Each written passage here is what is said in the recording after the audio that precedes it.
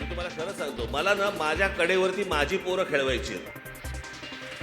मला माझीच मुलं कडेवर खेळवायची आहेत. शिंदे आणि अजित पवार गटावरून राज ठाकरेंचा भाजपला नाव न घेता टोला.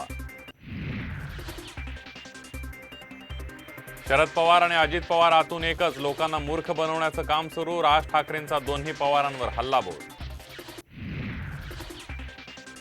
राज ठाकरे आणि आमच्या भूमिकेमध्ये फारसं अंतर राहिलं नाही.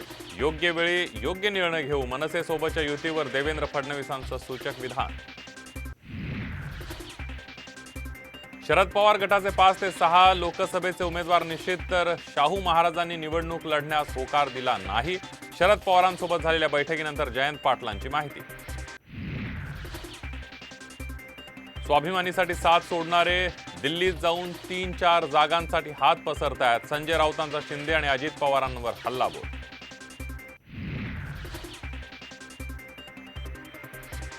आमच्याकडे पहिल्यासारखं बघू नका, तुम्हाला निवडून आणायचं आहे. खोतकरांची मिश्किल टोलेबाजी, तर मला उमेदवारी मिळाली तर तुमच्या तोंडात साखर पडो. दानवेंचं वक्तव्य. मी उंटावरून शेळ्या हाकणारा मुख्यमंत्री नाही. विरोधकांना कामातून उत्तर देणार. मुख्यमंत्री एकनाथ शिंदेंचा ठाकरेंवर घणाघात. पुण्याच्या भोरमध्ये आज महाविकास आघाडीची सभा. शरद पवार, संजय राऊत, थोरात उपस्थित राहणार. महाविकास आघाडीचे नेते अजितदादांवर काय बोलणार याकडे लक्ष. गृहमंत्र्यांच्या दडपशाही विरोधात मराठे पुन्हा एकवटणार. बीडमध्ये मनोज जरांगे पाटलांची मोठी घोषणा. सत्तेचा गैरवापर सुरू असल्याची घणाघाती टीका.